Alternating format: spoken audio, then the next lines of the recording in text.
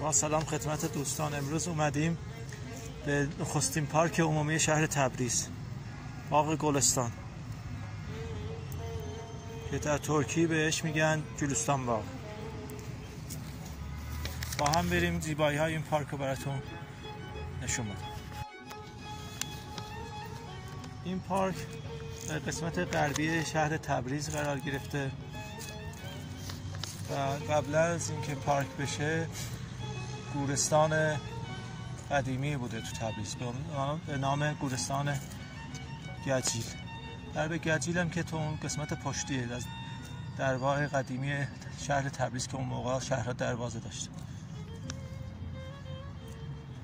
در حدود 52,000 متر مربع وسعت این پارک.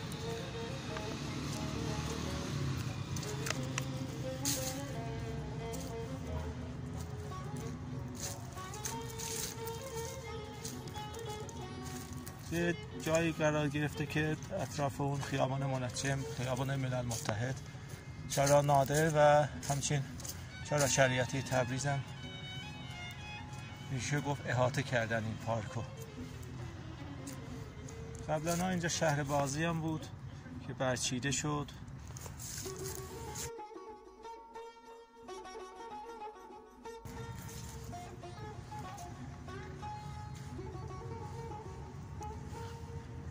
تو زمان چندین سال قبل شهردار تبریز یه مقبره‌ای درست کردن به نام مقبره العرفا که مشاهده می‌فرمایید.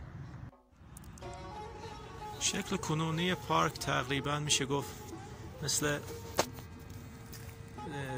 مقبره ابوعلی سینا تو شهر همدانه که همچین حالتی داره که سردیس علما و حکمای قدیمی هم اونجا گذاشته شده.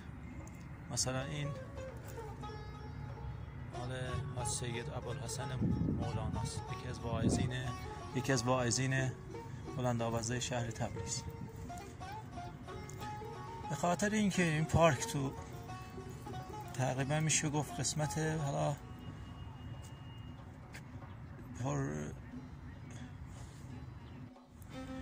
پر رفت و آمد شهر، تقریبا وسط شهره،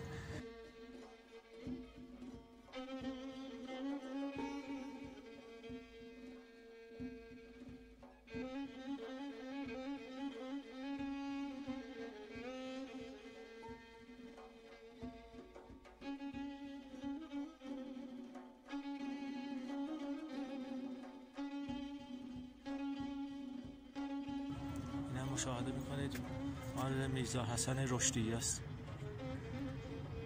سردیس ایشون.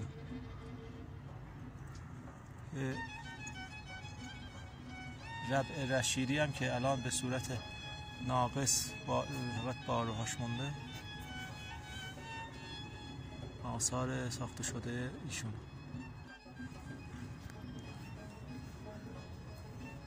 یه دور میزنیم دور این مقبره العرفا که تبریز یه دونه مقبره شاعره داره که اونجا هم شاعرای قدیمی از سده‌های مختلف از جمله شاعر معاصر فخر ایران استاد شهریار هم اونجا مقبرش هست که به وقتش اونجا هم خواهیم رفت. به امید خدا و حمایت شما از کانال بنده لطفاً لایک یادتون نره، سابسکرایب کنید و زنگوله رو بزنین که تو ویدیوهای بعدی بهتون اطلاع بده و مشاهده کنین ویدیوها رو و لذت ببرید از زیبایی های شهر تبریز و همچنین ایران زیبا.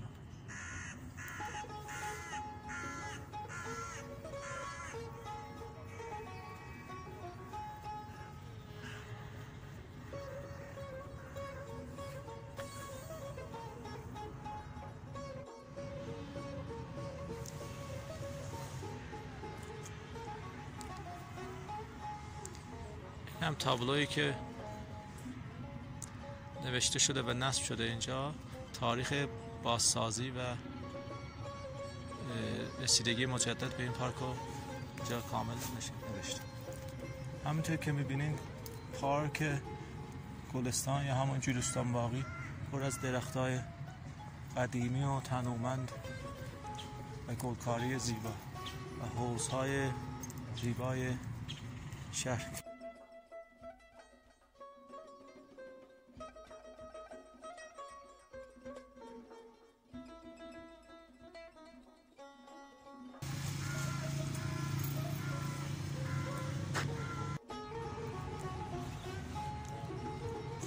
قسمتی از بخشی از این پارک موزه کاریکاتور قرار داده که همین ساختمان روبرویی که مشاهده میکنیم.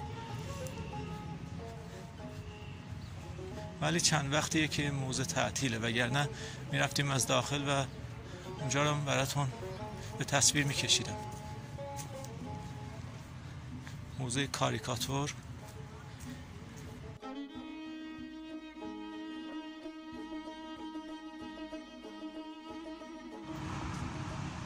مشاهده میکنید مجسمه موزه کاریکاتور. این قسمت ساختمان و قدیم.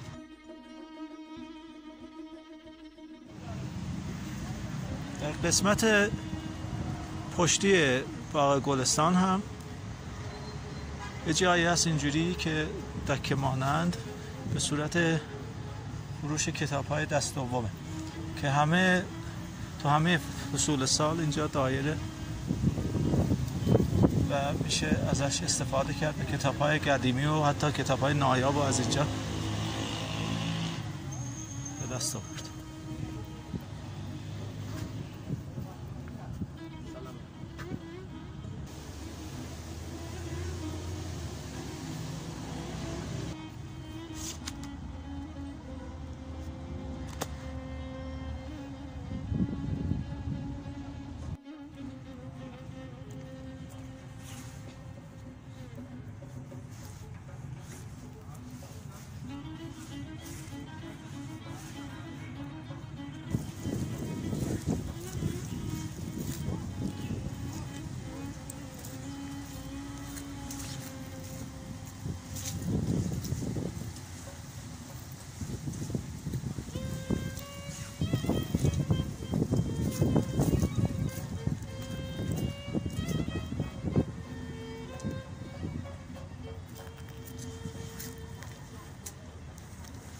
امیدوارم از این ویدیو هم استفاده کرده باشین و در سفر به شهرهای مختلف از جمله شهر تبریز از اینجا هم بازدیدی داشته باشین.